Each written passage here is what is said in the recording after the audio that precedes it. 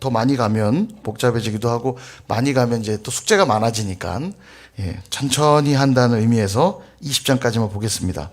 자, 화면 주시고요. 보시면 11장부터 15장까지는 제가 이거 잠시만요. 제가 안 꽂았네. 죄송합니다. 잠시만요. 연결하고.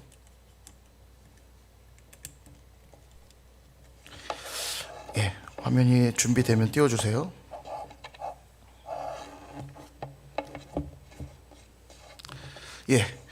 자, 지금 보시면 11장부터 15장까지는 정결법들, 정결법들을 소개하고 있습니다. 11장을 보시면 성경 한번 펴보실래요? 제가 이제 11장부터 15장까지는 장제목을 따로 붙여놓지는 않았는데 성경을 좀 보면서 가도록 하겠습니다. 11장 레위기 11장을 보시면 아주 재미나요. 여기에 이제 정한 음식과 부정한 음식, 그러니까 짐승들, 무엇은 먹어도 되고 무엇은 먹으면 안 되는지를 자세히 설명하고 있습니다. 보면 11장 2절을 보시면 이스라엘 자손에게 말하여 이르라. 육지의 모든 짐승 중 너희가 먹을 만한 생물은 이러하니. 먹을 만한 것, 그 다음 먹을 수 없는 것 구분해 두고 있어요. 3절에 보면 모든 짐승 굽이 갈라져 쪽발이 되고, 자, 쪽발, 이렇게 쪽발이 되고 되새김질 하는 것은 먹을 수 있어요. 대표적인 동물이 뭐죠? 돼지 아니고 소. 소. 돼지는 먹으면 안 되는 동물입니다. 돼지는.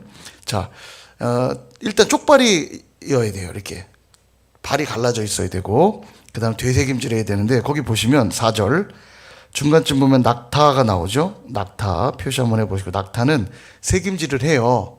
새김질은 하는데 쪽발이 아니에요. 그래서 부정한 동물에 먹을 수 없고, 그 밑에 5절 사반. 저번에 사반 잠언하면서 제가 말씀드렸죠. 바위에 숨어 사는 바위 오소리, 바위 너구리처럼 생긴 요 사반도 새김질은 하는데 굽이 갈라지지 않아서 역시 부정한 동물이고요. 그 밑에 6절도 토끼. 토끼도 새김질을 해요. 근데 토끼 역시 쪽발이 굽이 갈라지지 아니하여서 부정합니다. 먹으면 안 돼요. 자, 그 다음 7절. 반대로 이번에 돼지는 굽은 갈라져 있는데 새김질을 안 해요. 그래서 부정해요. 그래서 여러분, 우리가 이제 잘 아는 대로 이슬람 식당 같은 데 가보셨어요? 이슬람 식당 같은 데 가보면 무슬림 식당 가면은 메뉴에 없는 게 있습니다. 돼지고기가 없어요. 돼지고기가 없습니다. 왜냐하면 이 율법 때문에 지금도 유대인도 마찬가지고 그 다음에 무슬림들도 마찬가지고 돼지를 안 먹습니다. 율법에 먹지 말라고 돼 있어서 안 먹어요. 이 맛있는 돼지를. 돼지 맛있잖아요. 그죠? 자, 그래서 유대인들이 율법의 기준대로 먹는 음식이 있고 안 먹는 음식이 있어서 유대인들이 그 먹는 음식이 코셔푸드라는 게 있습니다. 제가 옆에 써놨는데, 이 코셔푸드. 유대인들이 먹는 음식을 이 코셔푸드라고 그래요. 그 다음에 옆에 이제 할랄푸드라고도 제가 써놨죠. 이 할랄푸드는 뭐냐면 무슬림들이 먹는 음식이 할랄푸드예요. 그래서 이제 예전에 그 박근혜 대통령 때에 이 할랄푸드를 들여온다는 것 때문에 교계가 난리가 났었죠. 반대. 그래서 군산에 공장을 짓고 강릉 쪽에도 공장을 지어서 그 지역에 이제 할랄푸드 센터를 만들어가지고 이슬람 사람들을 유치하겠다는 거예요. 그 사람들은 무조건 할랄푸드 외엔 안 먹으니까. 그럼 할랄푸드만 먹을 수 있도록 세팅해두면 이슬람 사람들이 올 거 아니에요. 그걸 만들겠다고 했다가 참 한국 이 교계는 참 보수적인 면이 있어서 절대 안 된다. 투쟁을 해갖고 막아냈죠. 코셔푸드도 예전에 그 트럼프 대통령 딸 이방카 씨라고 해야 되나? 이방카 이분이 남편이 유대인이에요. 그래서 집에서 늘 코셔푸드를 먹는다고 그래요. 그래서 한국에 이제 청와대 방문했을 때 청와대에서 코셔푸드를 준비해 줬습니다. 이방카가 이제 코셔푸드를 먹으니까 그런 사례들이 있고요. 근데 그들이 왜 코셔푸드, 할랄푸드 이렇게 먹냐면 율법 때문에 그래요. 율법에 뭐는 먹어도 되고 뭐는 먹으면 안 된다. 자, 그럼 우린 율법을 다 어기는 자들. 돼지 엄청 잘 먹어. 그죠? 돼지 삼겹살 제일 좋아해. 우리는 죄인이죠. 먹어도 될까요, 안 될까요? 갈등돼요. 그죠? 이거 몰랐으면 맛있게 먹었는데 봤어. 돼지는 굽이 갈라져 쪽발인데 책임질 못하니 부정하니. 뭔가 먹으면 안 될 것 같고. 근데 이따 이거 좀 정리를 해드릴게요. 드셔도 됩니다. 결론부터 말씀드리면 드셔도 되는데, 여하튼 이렇게 이제 음식에 대한 얘기를 해서 이 11장은 젓가락장이라고 외우시면 안 까먹어요. 젓가락장. 뭘 먹을지, 뭘 먹어야 될지 말아야 될지 젓가락장. 레위기 11장은 젓가락장. 음식 정결법이고요. 그 다음 구절을 보시면 이번엔 물에 있는 것, 물고기. 어떤 물고기는 먹어도 되고 안 먹어도 되는지 궁금하죠? 보시면 19절 중간 이후에 뒷부분 보시면 지느러미와 비늘이 있는 건 먹을 수 있어요. 지느러미와 비늘이 있는 것은 어디에 있는 물고기죠? 바다에 있습니다. 바다. 바다에 있는 물고기들은 지느러미가 있고 또 비늘이 있죠. 그래서 우리가 바다에서 고기 잡아 올리면 그 자리에서 회 떠먹는 거예요. 먹을 수 있어요. 근데 이게 되게 신기한 게 뭐냐면요. 아까 이제 쪽이 갈라져 있고 되새김질하는 동물들은요. 생으로 먹을 수 있습니다. 소도 그렇고, 그리고 육회 같은 거 그냥 먹잖아요. 돼지는 절대 육회 먹으면 안 됩니다. 큰일 나요. 죽을 수도 있어요. 그래서 고기를 구워 먹고 할 때도 잘 익혀 먹어야 돼요. 그죠? 우리 다 그렇게 알고 계시죠? 그리고 이제 마찬가지입니다. 민물고기 먹으면 위험합니다. 굉장히 위험하고요. 거기 있는 이 기생충도 우리 잘 알려져 있잖아요. 먹으면 그 기생하는 것들이 몸 안에 치명적인 목숨까지도 앗아갈 수 있는 위험이 되죠. 생으로 먹으면. 그러고 보면 굉장히 상당히 과학적인 면이 있어요. 성경이. 왜 그럴까 생각을 해보면 지금처럼 냉장시설이 잘 발달 안 했잖아요. 그때는요. 그러니까 배고프다고 아무거나 막 먹었다가는 죽을 수도 있는 거죠. 그러니까 하나님이 어쩌면 그런 부분까지도 염두에 두고 주셨다는 생각이 들어요. 지금이야 이제 냉장이 잘 되니까 돼지고기도 잘 보관했다 먹지만 당시는 이제 큰일 나죠. 죽은 다음에 조금만 지나면 금방 그게 이제 몸에 치명적인 문제를 일으킬 수 있는 고기가 돼버리죠. 지금 물고기도 그래요. 지느러미 비늘 있는 건 먹되 그렇지 않은 건 먹을 수 없고요. 13절을 보면 새 중에도 가증한 것들이 있대요. 쭉 설명하고 있고요. 새는. 그 다음에 이제 20절을 보면 날개가 있고 네 발로 기어다니는 곤충. 하여간 기는 건 다 부정합니다. 기는 건. 배를 땅에 대고 기는 것은 다 부정한데 다만 21절 뛰는 다리가 있어서 팔딱팔딱 뛰는 거는 먹을 수 있대요. 대표적인 거 메뚜기, 귀뚜라미 이런 거 먹을 수 있어요. 귀뚜라미, 메뚜기 같은 거 음식으로 드신 어르신들 많이 계시죠? 어려서 많이 이제 튀겨 먹고 그러셨다고 제 어머니도 많이 얘기해 주셨는데 메뚜기 이런 건 먹을 수 있어요. 그런데 이제 기어다니는 곤충은 다 혐오할 것이다 이렇게 말하고요. 그 다음에 29절도 보세요. 땅에 기는 길짐승 중에 내게 부정한 것은 이것이니 두더지, 쥐, 큰 도마뱀 종류, 뱀 같은 것들이죠. 다 기는 것들 이런 게 부정하고요. 그 다음 페이지. 다음 페이지가 아니구나. 저만 넘겼군요. 41절 보시면 땅에 기어다니는 모든 길짐승은 가증한 즉 먹지 못한다. 땅에 기는 거 못 먹게 돼 있고. 자, 왜 이런 먹을 것과 먹지 못할 걸 구분하고 있느냐? 45절. 이건 좀 표시해야 됩니다. 중요한 말씀인데요. 나는 너희의 하나님이 되려고 너희를 애굽 땅에서 인도하여 낸 여호와라. 내가 거룩하니 너희도 거룩할지어다. 레위기의 주제 말씀이 여기 딱 등장하죠. 자, 음식 정결법을 설명하면서 내가 이렇게 음식이 정한 것 있고 부정한 것 있다고 가르치는 이유가 뭐냐면 너희를 거룩한 백성 삼으려고 하는 것이다. 이렇게 말하는 거예요. 자, 그러면 우리는 부정한 존재 아닙니까? 돼지도 먹고 다 먹는데. 그죠? 자, 이게 뭐냐면 첫 번째는 아까 말한 대로 과학적인 이유도 분명히 있었을 거란 생각이 들어요. 백성들을 보존하기 위해서 그들이 아무거나 먹었다간 죽을 수 있기 때문에 먹을 것과 못 먹을 걸 구분해 주신 이유도 분명히 있을 것이고요. 또 하나는 음식이라고 하는 건 일상에서 가장 우리에게 가까이 행해지는 행함들이죠. 아침에도 먹고 점심에도 먹고 저녁에도 먹고 늘 음식은 대하는 것들이에요. 그러니까 음식을 먹을 때마다 뭐를 기억해야 되냐면 이걸 먹을 수 있는 건가 없는 건가를 판단해야 되잖아요. 판단할 때마다 내가 어떤 사람인 걸 확인해요. 내가 거룩한 백성이라는 걸 확인하는 거예요. 그래, 내가 아무거나 함부로 먹어서는 안 되지. 내가 하나님 백성이지. 내가 하나님의 거룩한 백성이지. 이걸 잊지 않는 겁니다. 하루에 적어도 3번 식사한다고 그러면 적어도 하루에 3번은 그 생각을 할 수밖에 없는 거죠. 내가 하나님의 백성이지. 거룩한 백성이지. 예, 그래서 음식 정결법을 주고 있다는 거예요.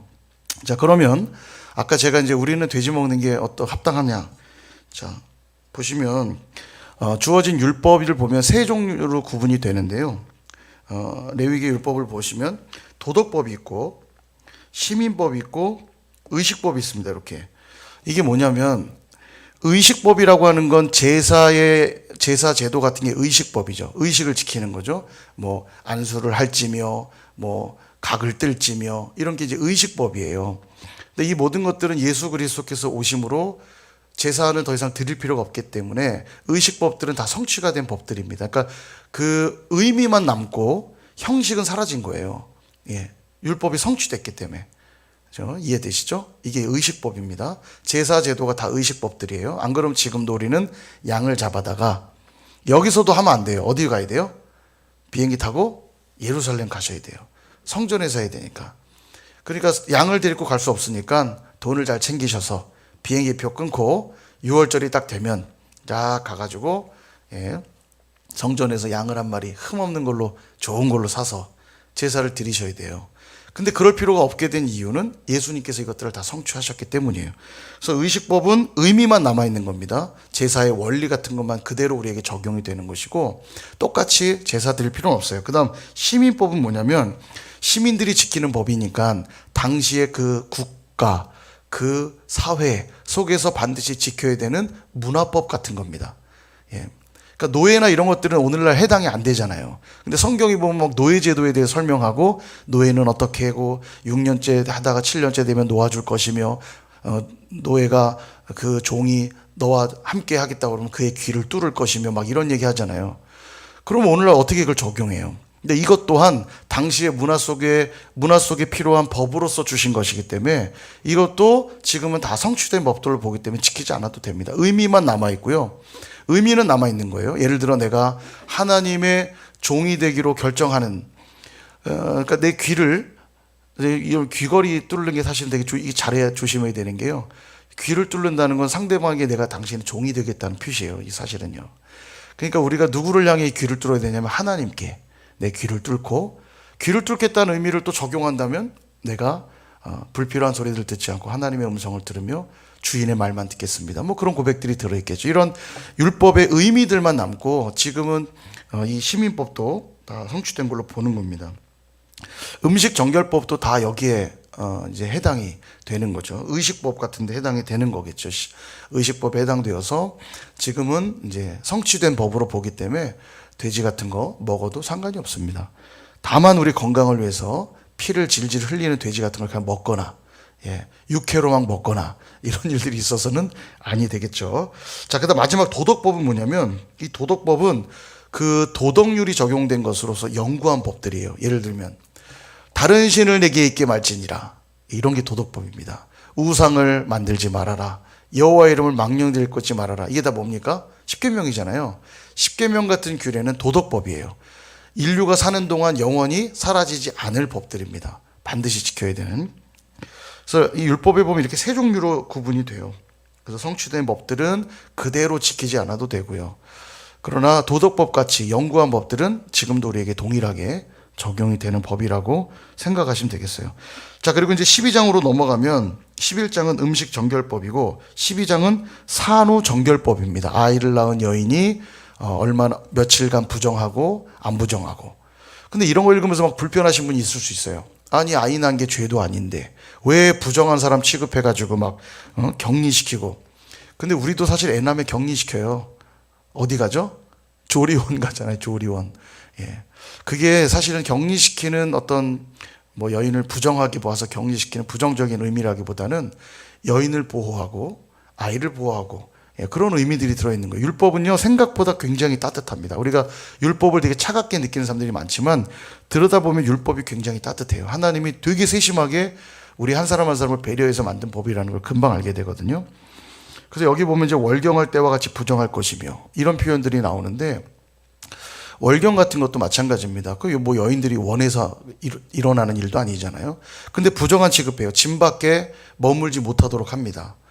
예. 그런데 야, 그건 뭐야? 예배도 못 드리게 해요. 네.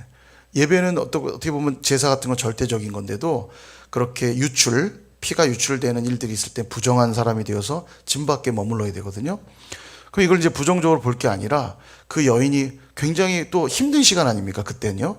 그러니까 우리가 지금도 뭐 회사 가 보면 월차 같은 걸 내는 이유도 힘들 때 월차 사용하게 하는 건데 그런 거예요. 당시 여성들은 더 자유롭지 못했고 어떤 거의 노예급 대우를 받았잖아요. 집안일도 다 해야 됐고 거의 노예와 비슷한 수준의 그런 취급을 받았는데 하나님이 이런 율법을 만듦으로 그가 부정한 상황이 되면 진 밖으로 내보냄으로써 그 여인으로 하여금 쉴 수 있도록 하나님 배려하신 거예요. 그러니까 정말 얼마나 따뜻합니까? 그죠?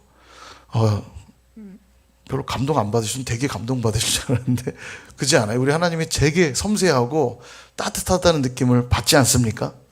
예, 참 놀라워요. 그렇게 율법을 읽으시면 레위기가 참 재밌어요. 따뜻합니다. 13장은 나병 진단에 대한 규례를 얘기하는데요. 나병 진단은 누구에게서 확인을 받아야 되냐면 제사장에게 받아야 됩니다. 제사장이 너 나병이야. 그럼 나병인 거예요. 진 밖에 나가야 됩니다. 14장을 넘기시면 14장은 나병 정결법이거든요. 그러니까 나병으로 격리되었다가 이제 나병의 흔적들이 사라진 것 같아 다시 제사장에 갔더니 이렇게 율법대로 점검을 해보니까 정말 나병이 없다. 그러면 그로 하여금 정결케 되었다는 선언을 하면 그는 제사를 드리며 그 부정한 것들을 털고 진 안으로 들어오게 되는데 그 정결법이에요. 그런데 재미난 건 나병을 진단하고 정결케 되는 이 모든 규정을 누가 하냐면 제사장이 한다는 점입니다. 제사장이 뭐 의사도 아니잖아요. 근데 제사장이 하도록 한 이유는 뭐냐면 너희들이 신앙 공동체라는 걸 말씀하고 있는 겁니다. 그래서 우리도 좀 동일하다는 생각이 들어요. 요람에서 무덤까지 늘 함께하는 사람이 있어요. 목사죠, 목사. 돌 100일 되고 돌 되면 돌예배도 드리고 그죠? 여러 가지 인생의 시간 속에 그게 뭐냐면 신앙 공동체는 항상 하나님 앞에 먼저 신고를 하는 거죠. 그죠? 세상에서도 이런저런 뭐 절차들, 뭐 출생 신고도 하고 다 하기도 하지만 하나님의 사람들은 그 영적인 의미들을 먼저 하나님께 드리고 고백하잖아요. 그죠? 그죠? 그러시죠? 예. 마치 그런 거예요. 제사장에게 나병 진단을 받는 것처럼 그걸 하면서 늘 잊지 않는 거죠. 우리는 하나님의 거룩한 신앙 공동체라는 걸 기억하는 겁니다. 그래서 이걸 잘 하시는 분들이 신앙이 참 이게 견고해요. 늘 어떤 일이 있어도 하나님께 먼저 그 일들을 아뢰고 하나님께 먼저 예배하고 족장들도 보면 새로운 장소에 도착할 때마다 늘 뭘 하냐면 제단을 쌓고 기둥을 세워 그 위에 기름을 붓고 예배를 드리죠. 이게 항상 하는 겁니다. 이사 가면 우리 가장 먼저 뭐 해요? 이사 예배 드리고 그죠? 개업하면 뭐예요? 개업 예배 드리고 이렇게 하는 거죠. 늘 하나님께 먼저 신고하는 거예요. 하나님 이 사업장을 축복하여 주시고 이 장막터를 축복하여 주시고 아이를 낳아도 그 아이를 또 하나님께 올려드리고 결혼해도 또 그렇고 결혼도 결혼 예식으로 하나님께 먼저 가정을 이룬 것을 신고하고 그런 겁니다. 우리가 그런 신앙 공동체라는 것 기억할 필요 있고요. 자, 그 다음 15장에 가면 유출병에 대한 설명을 해요. 유출병으로 아주 유명한 사람이 있습니다. 성경에. 누구죠? 혈루증 여인. 12해 동안 이 혈루증이 멈추질 않아가지고 고생 하잖아요. 바로 이 유출병에 대한 설명들을 합니다. 어떻게 부정한지, 어떻게 해야 되는지 자세히 설명을 하고요. 그 다음 이제 16장. 여기 좀 중요한데, 16장은 이제 속죄일에 대한 얘기를 하시는데요. 속죄일. 대속죄일은 며칠인지 혹시 아세요? 대속죄일?